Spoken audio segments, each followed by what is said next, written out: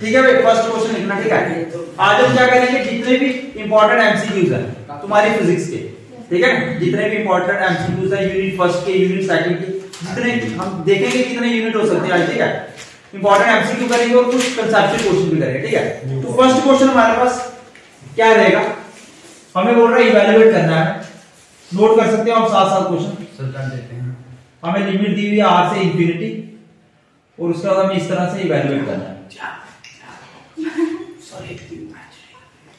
हमें इस तरह से इवैल्यूएट करना है, इसकी इंटीग्रेशन को हमें इवैल्यूएट करना है।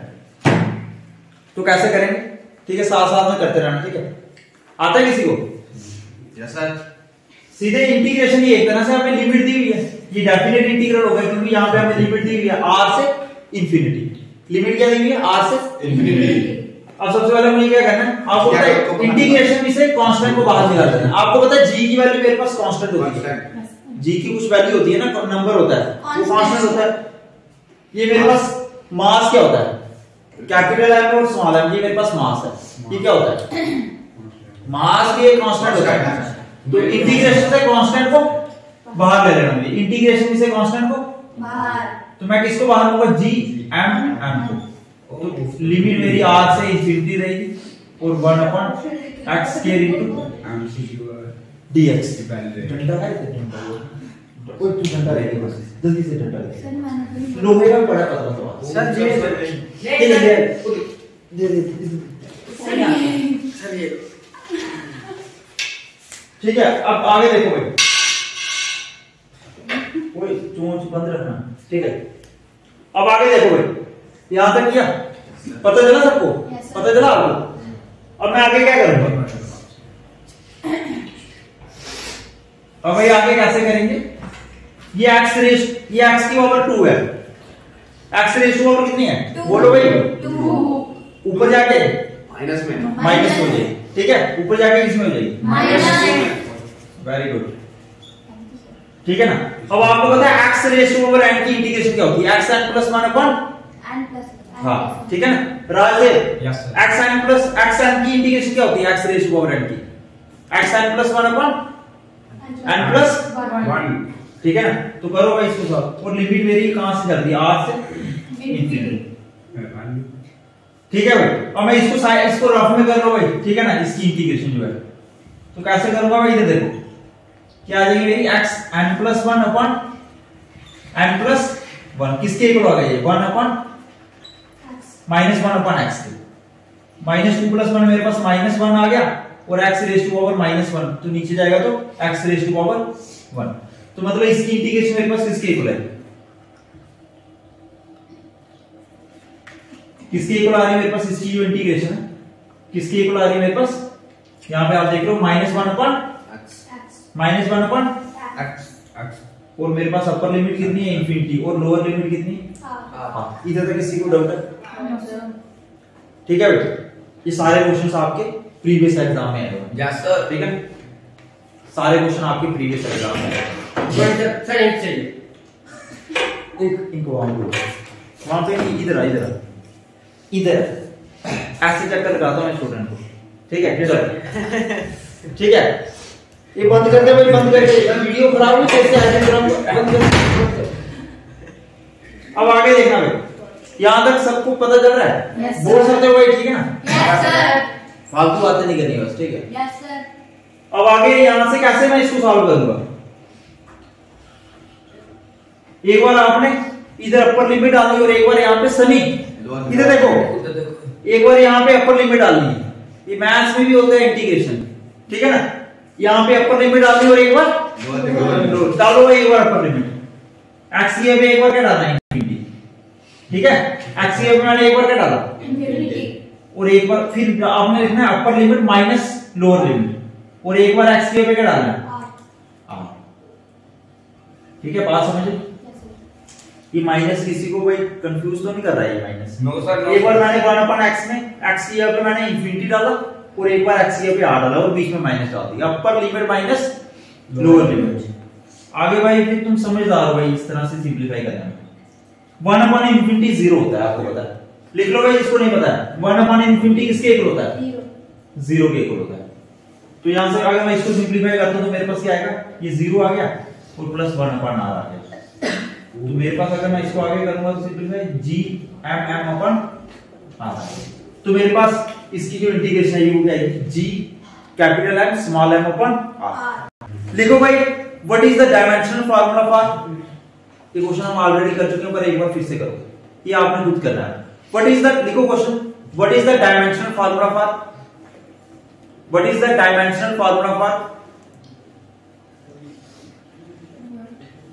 What is the dimensional formula for, first part लिखो प्रेशर और सेकंड पार्ट लिखो प्लैंक्स कांस्टेंट। फर्स्ट पार्ट लिखो प्रेशर और सेकंड पार्ट लिखो प्लैंक्स कांस्टेंट।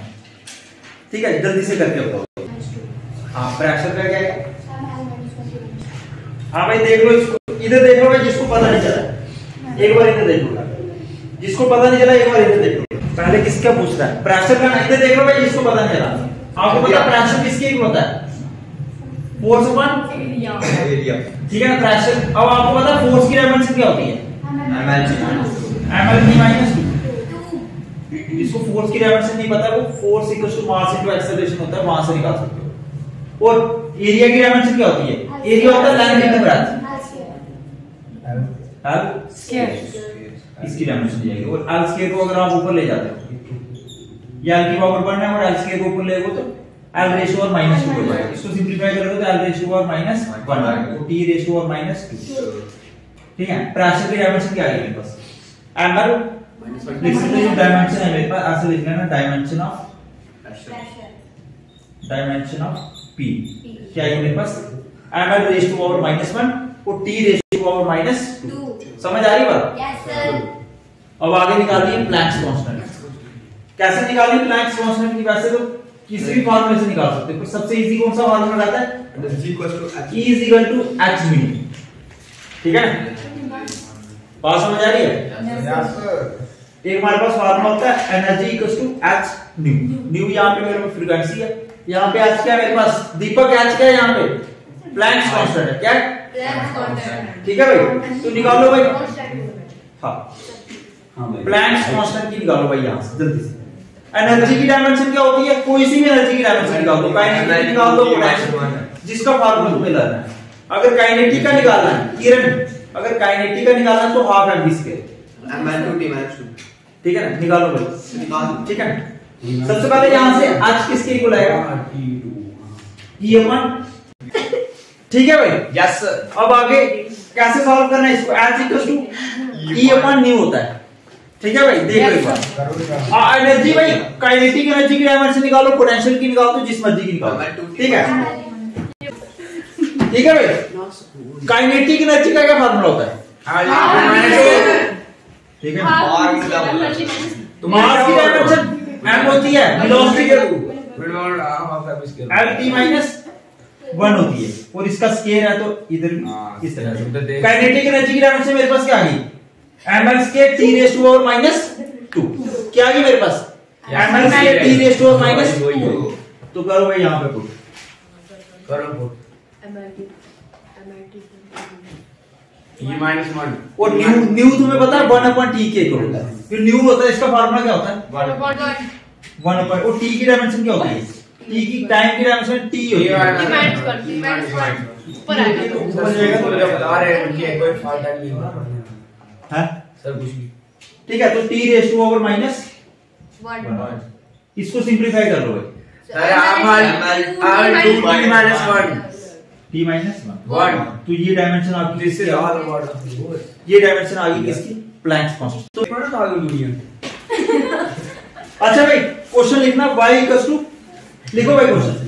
इफ y = क्या दिया हुआ है? हमें y कितना दिया हुआ है? cos 5x।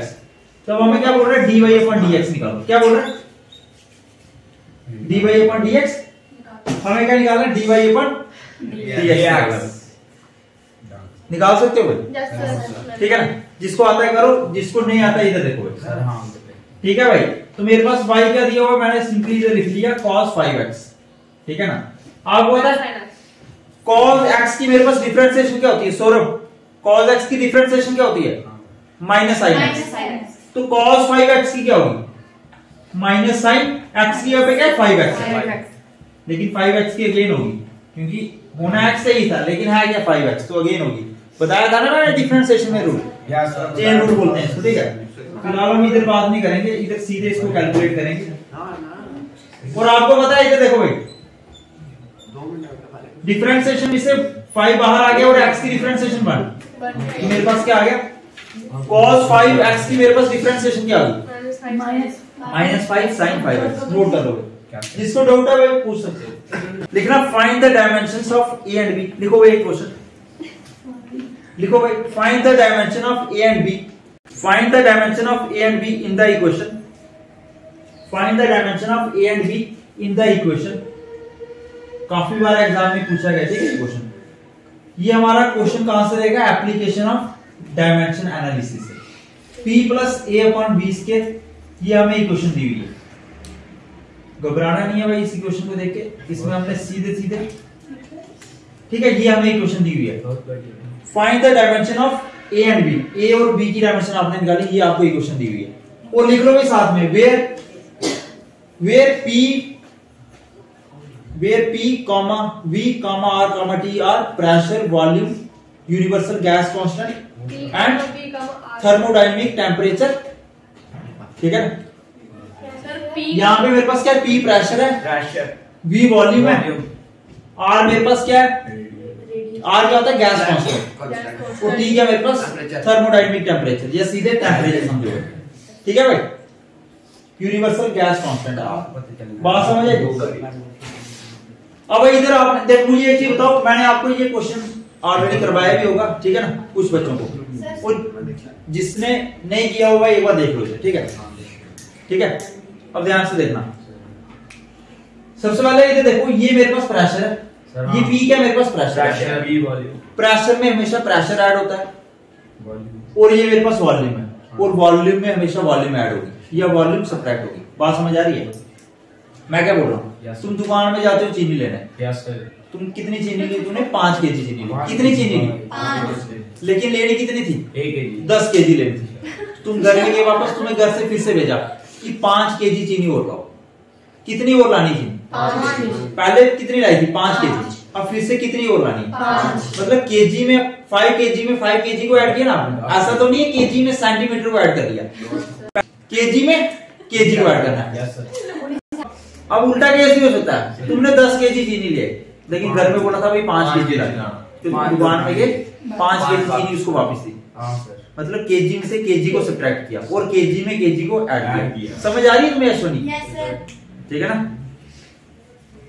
तो मतलब अब जो मेरे पास इधर देखना, ये प्रेशर है ना, प्रेशर में प्रेशर ही ऐड होगा, P plus A upon V square है, मतलब जो मेरे पास प्रेशर की डायमेंशन है वही मेरे पास किसकी डायमेंशन होगी, A अपॉन V स्क्वायर की डायमेंशन होगी, as per principle of homogeneity, ठीक है ना। प्रिंसिपल ऑफ होमोजेनिटी क्या बोलता है उसके अकॉर्डिंग। अच्छा भाई इधर देखो, अब मेरे पास जो डायमेंशन ऑफ, मैं ऐसा लिखूंगा, इधर देखना भाई ध्यान से, डायमेंशन ऑफ मेरे पास जो A अपॉन V स्क्वायर होगा किसके इक्वल होगी, डायमेंशन ऑफ प्रेशर की। बात समझ आ रही है, बात समझ आ रही है कि यस सर, ठीक है ना। अब देखना भाई ध्यान से, अच्छा A को मैंने एज इट इज रखा, अच्छा ये वॉल्यूम है, वॉल्यूम की डायमेंशन क्या होती है, वॉल्यूम की डायमेंशन L क्यूब होती है, क्या होती है L रेज़ टू पावर 3, और इधर स्क्वायर है, ठीक है ना, स्क्वायर भी है। अच्छा प्रेशर की डायमेंशन आपने अभी निकाली पीछे क्वेश्चन में, क्या है ये बोलना, ml ठीक है ना। इधर तक किसी को प्रॉब्लम तो नहीं है तो बताओ, यहां तक किसी को प्रॉब्लम तो नहीं है। फिर मैं क्या करूंगा, यहां से इट इंप्लाइज, यहां से मेरा एक इसके इक्वल आ गया, इसको भाई राइट हैंड साइड में भेज दो, ठीक है ना, मल्टीप्लाई कर लो, तो मेरे पास कितना हो जाएगा m l minus 1 t minus 2, ये l रेज़ टू पावर 3 है, 3 रेज़ टू पावर मेरा कितना 2 है, तो l रेज़ टू पावर 6 हो जाएगा,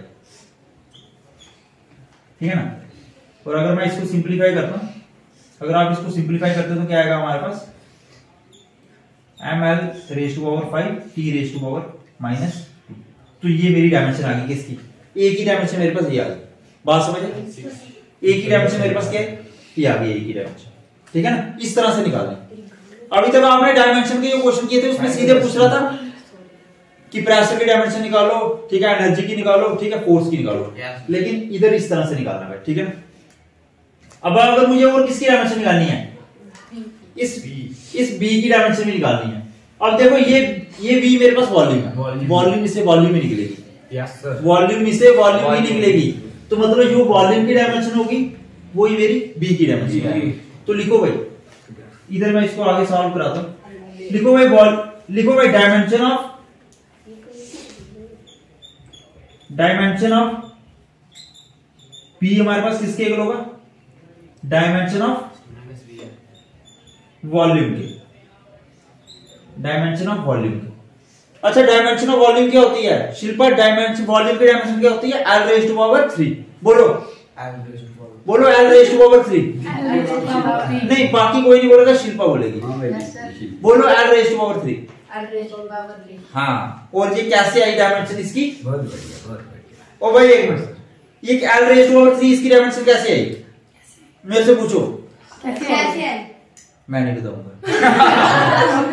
बहुत बढ़िया, बहुत बढ़िया। अच्छा चलो बता देता हूँ, लेकिन मैंने तुम्हें ऑलरेडी बताया हुआ है, ठीक है ना सर, फार्मूला इक्वालिटी वाला है। हाँ, वॉल्यूम क्या होती है, सीधे वॉल्यूम क्या होती है, length into breadth into height. हाँ, कोई सा वॉल्यूम का फार्मूला उठा लो, length into breadth into height. Length की डायमेंशन है, ब्रेथ की L और हाइट की क्या है, तो तीन जब मेरे पास लेंथ आ गई, तीनों को मल्टीप्लाई कर दो, L raise to power 3 L आ गए ना, समझ आई। तो मेरे पास बी की डायमेंशन क्या है कि L रेज़ टू पावर 3। लेकिन अब मैं बता रहा हूँ, अब पूछोगे फिर भी बताऊँ। अभी नहीं चोंच बंद रख के बैठ चोंच बंद। हाँ, देखो भाई क्वेश्चन ये था भाई, क्वेश्चन लेवल का। ये क्वेश्चन अगर पूछेगा तो वही बच्चे कर पाएंगे जिसने थोड़े कंसेप्ट क्लियर होंगे डायमेंशन के। समझ आ रही बात, लेवल का क्वेश्चन था ये। कुछ और क्वेश्चन ढूंढते हैं भाई आपके लिए, ठीक है सर, ढूंढ दो। ठीक है भाई, एक क्वेश्चन और लिखना, लिखना है क्वेश्चन, ठीक है ठीक है। y किसके इक्वल दिया तुम्हें, AT²। अच्छा, x किसके इक्वल दिया हुआ है, AT के, ठीक है। y किसके इक्वल दिया है, AT² के। x किसके इक्वल दिया है, AT के। और तुम्हें पूछ रहा है dy/dx निकाल सकते। कुछ भाई थोड़ा आराम से क्वेश्चन पहले देख लेना फिर करना, ठीक है, ठीक है ना। सबसे पहले मुझे निकालना है dy/dx। कुछ बच्चे के पहले देख लो भाई, फंक्शन किस फॉर्म में दिया हुआ है, t की फॉर्म में दिया हुआ है। ये y किस फॉर्म में, t की फॉर्म में, x किस फॉर्म में, t की फॉर्म में। सबसे पहले मैं, अगर मुझे dy/dx निकालना है, क्या मैं dy/dx को ऐसे लिख सकता हूँ, अब आगे देखना, dy/dx किसके इक्वल, मैं dy/dx को किसके इक्वल लिख सकता हूँ, ध्यान से देखना भाई। dy/dx को मैं लिख सकता हूँ dy/dt और dx/dt।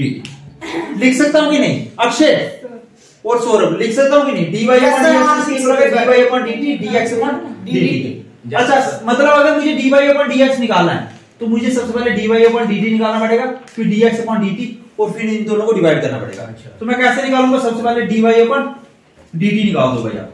अच्छा, y किसके इक्वल है एक बार बताना, y किसके इक्वल है, AT² के। Very good. अच्छा, a बाहर ले लिया मैंने, और t² की डिफरेंशिएशन क्या होती है, ट्वाइस t होती है कि नहीं, और इसको मैं ऐसे लिख सकता हूं ट्वाइस AT, लिख सकता हूं कि नहीं। अब मैं आगे बात करता हूं, dx/dt निकालना है मुझे, क्या निकालना है, dx/dt। और मेरे पास जो x है वो क्या दिया हुआ, मेरे पास x क्या, मेरे पास AT क्या दिया हुआ, ठीक है ना। a बाहर आ गया, और t की डिफरेंशिएशन क्या होती है भाई, t की डिफरेंशिएशन क्या होती है बताओ सर, क्या होती है भाई, t की डिफरेंशिएशन, t की डिफरेंशिएशन t के रिस्पेक्ट में क्या होती है, x की डिफरेंशिएशन x के रिस्पेक्ट में क्या होती है भाई, x की डिफरेंशिएशन x के रिस्पेक्ट में क्या होती है, 1। तो t की डिफरेंशिएशन t के रिस्पेक्ट में क्या होगी, तुम पूरा लिख लो भाई, तुम्हें नहीं समझ आ रही ज्यादा, पूरा लिखो, ठीक है ना। ऐसे लिखो dt, बच्चों वाला स्टेप लिखो ये, जो तुम जब क्लास 11th में तुमने इधर कदम रखा था, तो जो स्टेप किया था एक बार फिर से करो भाई, ठीक है। तुम्हारी इंप्रूवमेंट नहीं हुई है, करो एक बार, ठीक है। अच्छा, आगे देखो भाई, ये dt/dt किसके इक्वल होता है, t की डिफरेंशिएशन t के रिस्पेक्ट में क्या होती है, बताओ बताओ भाई, t की डिफरेंशिएशन t के रिस्पेक्ट में आपको पूछना है क्या होती है। तो मेरे पास क्या आ गया, मेरे पास ये आ गया, बात समझ आई। अब एक काम करो भाई, ठीक है ना, x AT था कि AT² था, 80 था ना, देख लेना मेरे ध्यान से। हाँ सर। x क्या था मेरे पास एक बार, 281 bt तो नहीं था, ठीक है ना। अब भाई इन दोनों को डिवाइड करो, अब मैं इधर डिवाइड करूंगा। dy अपन dx किसके इक्वल है, बोलो भाई। dy अपन dt किसके इक्वल है, ट्वाइस 80 किसके इक्वल है, twice 80। Very good. Thank you sir. उसके बाद dx अपन dt किसके इक्वल है, dx अपन dt a के किसके इक्वल है, a के इक्वल है, तो मैं यहां पे लिखूंगा। अश्वनी, एक बहुत मुश्किल सा कंसेप्ट है इसका, जब तुम छोटी क्लासेस में थे, ठीक है ना, बड़ी क्लास काटने वाला एक, ठीक है, कंसेप्ट है। ए से ए कटता है कि नहीं, ऐसे तलवार चलानी ऐसे, ठीक है। ए से ए कट गया तो क्या बचा, ये बहुत मुश्किल कंसेप्ट था, ठीक है ना, ठीक है ना, ठीक है। जब तुमने छोटी क्लासेस में मैथ्स सीखा होगा, छोटी क्लासेस में जब मैथ्स सीखा होगा तुमने, ठीक है सर एकदम बात समझ आ रही है, तो भाई ये आप बता सकते हो, ठीक है। अब किसी को प्रॉब्लम है तो बोलो भाई, और प्रॉब्लम ठीक है। टी की डिफरेंशिएशन टी के रिस्पेक्ट में क्या होती है, पता चला सबको, जिसको नहीं पता चला वो लिख लो भाई, ज्यादा होशियार नहीं बनना है कि मुझे सब आता है, लिख लो भाई जिसको स्टार्ट। अच्छा भाई, अब मेरे पास नेक्स्ट क्वेश्चन क्या दिया, y किसके इक्वल दिया, u cube plus twice u के, और मेरे पास u किसके इक्वल दिया है, x के प्लस 5 के, तो मुझे निकालना है dy अपन dx। देखो थोड़ा ट्रिकी क्वेश्चन बन गया ये, वैसे तो कंसेप्ट इसमें जो पिछले क्वेश्चन में लगे हुए वही लगे, क्या लगा है भाई, डिफरेंशिएट ही तो किया हमने, तो कैसे करेंगे, देखो भाई सबसे पहले आप एक काम करो, किसी के दिमाग में स्ट्राइक कर रहा है भाई कैसे करना है, नहीं कर रहा है तो देखो, इस u की वैल्यू x स्क्वायर प्लस 5, देखो इस u की वैल्यू x स्क्वायर प्लस 5 इसमें पुट कर दो, मतलब अगर इसको आप फर्स्ट इक्वेशन ऐड करते हो, ठीक है ना, इसको सेकंड इक्वेशन ऐड करो, इस सेकंड इक्वेशन को फर्स्ट इक्वेशन में पुट करो, तो y कितना आ जाएगा बताना मुझे। अगर मैं सेकंड इक्वेशन को, ये जो मेरे पास सेकंड इक्वेशन इसको फर्स्ट में पुट करता हूं, तो मेरे पास क्या आएगा, x स्क्वायर प्लस 5, तो ये मेरे पास क्यूब एज इट इज रहा, प्लस अगेन मेरे पास क्या है, ट्वाइस, मैंने u की वैल्यू x स्क्वायर प्लस 5 यहां पे पुट कर दी, u की वैल्यू x स्क्वायर प्लस 5 यहां पे पुट कर दी, अगेन u की वैल्यू x स्क्वायर प्लस 5 यहां पे पुट करूंगा। बात समझ आ रही है, इसको सिंपलीफाई कर लो भैया, जो आपके पास अब y की वैल्यू आ जाएगी मेरे पास, इक्वेशन बनेगी, फिर उसकी डिफरेंशिएशन x के रिस्पेक्ट में कर लेनी। कैसे सिंपलीफाई करेंगे ध्यान से देखना। अच्छा, a प्लस b का होल क्यूब किसके इक्वल होता है, पता है किसी को, a का क्यूब प्लस b का cube plus 3a square b plus 3ab square. Very good, ठीक है, जिसको नहीं पता वो लिख सकता है, ठीक है ना, जिसको आपको पता है लिखो लिखो लिखो भाई, जिसको नहीं पता है, a प्लस b का होल क्यूब, ए का क्यूब क्या होता है भाई, बी का क्यूब a का क्यूब प्लस b का cube plus 3a square b plus 3ab का स्क्वायर, ठीक है, समझ गए। चलो मैं लिखवा देता हूं, प्लस b का cube plus 3a square b plus 3ab का स्क्वायर, बात समझ आई, ये मैंने लिख लिया भाई, ठीक है। उसके बाद भाई इधर इधर करो भाई पुट, a का क्यूब प्लस b का cube plus 3a square b plus 3ab का स्क्वायर, बात समझ आ रही है। और यहां से भाई ये एज लिख लो, ठीक है भाई, इस तरह से आ जाए, चले जाओ, ठीक है। अब इसको आगे सॉल्व कर लेना, तुम्हारा आंसर आ जाएगा, ये कर लो भाई सॉल्व इसको, तो मेरे पास क्या है, x रेज़ टू पावर 6, ठीक है ना, और ये मेरे पास कितना आएगा, 5 का क्यूब 125, ठीक है ना, 5 into 3 कितना होता है 15, और x raise to power 4 plus 5 का स्क्वायर होता है 25, 25 into 3 होता है 75, और x square as it is plus twice x square plus, अब लाइक टर्म्स को ऐड कर लो जो बनती है। अच्छा भाई, इसको ऐसे लिखना डिग्री के अकॉर्डिंग, जिसकी डिग्री ज्यादा है उसको पहले लिखना, उसके अकॉर्डिंग फिर डिक्रीजिंग ऑर्डर में, ठीक है। फिर उसके बाद अच्छा 15x4 लिख लो, 75x square plus twice x square किसके इक्वल होता है, 77x स्क्वायर के किसके इक्वल होता है, 77, लाइक टर्म्स को ऐड कर लो। अच्छा भाई 125 में 10 को ऐड करना, कितना आ जाएगा मेरे पास 135, कितना आएगा भाई, अब भाई ये मेरे पास y बन गया। अब भाई अब मुझे dy अपन dx निकालना है, देखो भाई क्या निकालना है, तो मुझे लगता है अब आप निकाल सकते हो dy upon dx, dy upon dx, ठीक है। यहाँ से dy upon dx निकाल सकते हो आप, ठीक है ना। x रेज़ टू 6 की डिफरेंस ये भी निकाल के बताओ जल्दी से, ठीक है।